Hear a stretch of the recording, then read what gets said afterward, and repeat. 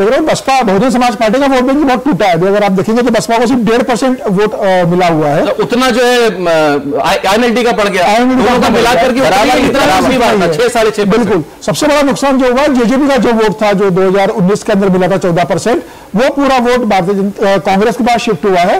और सबसे बड़ी बात है इसके चुनाव के अंदर कि जाटों ने भारतीय जनता पार्टी को वोट करा है। जो कहा जा रहा है कि भारतीय जनता पार्टी गैर जाटों की राजनीति करती है, जाट हुडा के साथ जुड़े हैं, जाट कांग्रेस के साथ जुड़े हुए हैं, इस अगर आप देखेंगे तो जहां जाटलैंड है वहां भारतीय जनता पार्टी ने बेहतर प्रदर्शन किया इस चुनाव के अंदर। इसका मतलब यह है कि जाटों के क्षेत्र में भारतीय जनता पार्टी का राहुल गांधी मुद्दे खड़ा करने में, माहौल का फायदा उठाने में नाकामयाब साबित हुए, यह है इसका असली। देखिए एक बहुत अच्छा माहौल कांग्रेस के पक्ष में शुरुआत में लग रहा था। कांग्रेस ये मान के चल रही थी कि भाई हम तो आराम से हरियाणा जीत रहे हैं, बस कितने सीटों से जीतेंगे देखना होगा। लेकिन जिस तरीके से कांग्रेस का रहा है कि राजस्थान में अशोक गहलोत सचिन पायलट की लड़ाई रही, कांग्रेस को सुलझा नहीं सकी। मध्य प्रदेश के अंदर दिग्विजय सिंह और कमलनाथ के बीच जो कुर्ता फाड़ने वाली बात हुई उनको समझा नहीं सकी।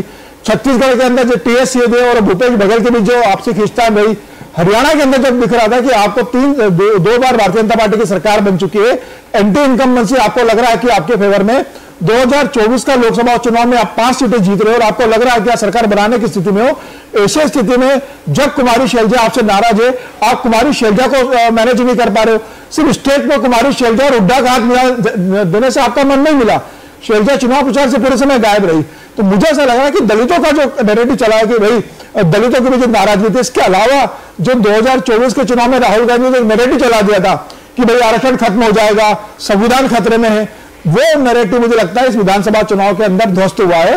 और ये बहुत बड़ी बात है कि एंटी इनकम्बेंसी को इनकम्बेंसी में कन्वर्ट करना।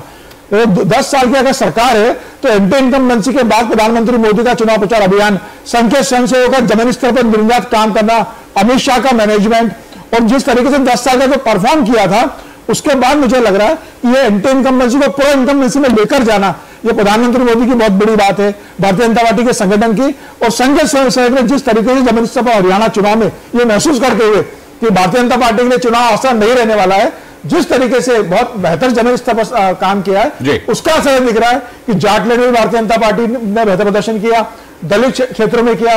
भारतीय जनता पार्टी का जो स्ट्रांग होल्ड है वहां पर भारतीय जनता पार्टी ने बहुत अच्छा प्रदर्शन किया। मुझे लग रहा है ओवरऑल एक टीम वर्क की जीत रही है, प्रधानमंत्री मोदी का सबसे बड़ा चेहरा रहा है। और जिस तरीके से टिकट भारतीय जनता पार्टी ने काटे, अब देखिए कांग्रेस ने किसी के टिकट नहीं काटे कि विद्रोह हो जाएगा, मैक्सिमम लोगों को टिकट दे दिया, भारतीय जनता पार्टी ने टिकट भी काटे। जहां आप देखेंगे ऐसा लग रहा था कि कर सकता है, वहां टिकट काटा। 2024 लोकसभा चुनाव के बाद ये पहला चुनाव हो रहा था। अगर ये चुनाव बीजेपी हारती तो जरा सोचिए कि उस वक्त क्या क्या बातें कही जाती।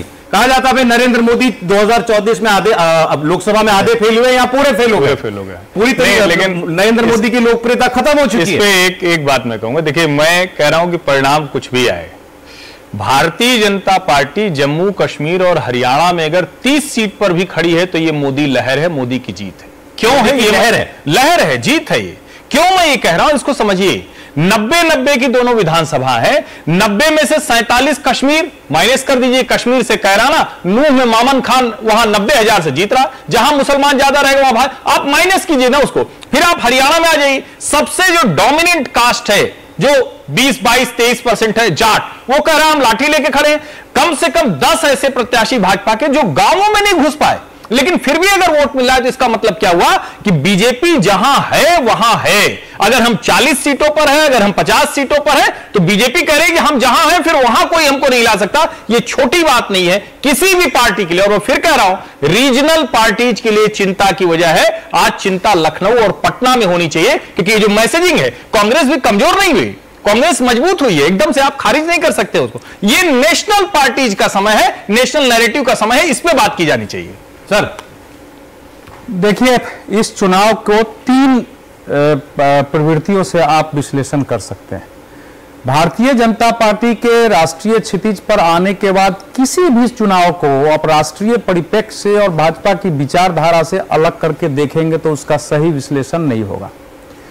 तो पहले तो यह है। दूसरा उसमें देखना है कि भारतीय जनता पार्टी जो एक तो राष्ट्रीय परिप्रेक्ष्य हो गया, उसके विचारधारा की स्थिति होगी, और तीसरा हरियाणा के संदर्भ में देखना पड़ेगा आपको। छोटी छोटी बातें बता रहा हूं। भारतीय जनता पार्टी के जो 2024 में उसके मतदाता अब तो विलग हुए थे, उसके पीछे आप देखेंगे कि वो कारण एक सत्ता के को लेकर के और एक भाव था कि हमारी अनदेखी हुई है, हरियाणा में हमारे मुद्दों पर काम नहीं हुआ, नूह के दंगे में प्रशासन ने उस ढंग से कार्रवाई नहीं की, और साथ ही साथ 22 जनवरी के अयोध्या मुद्दे के बाद भारतीय जनता पार्टी ने उस ढंग से 2 चरणों में, आरंभ के 2 चरणों में अयोध्या को और हिंदुत्व को मुद्दा नहीं बनाया, गारंटी वाली बात ज्यादा हो रही थी।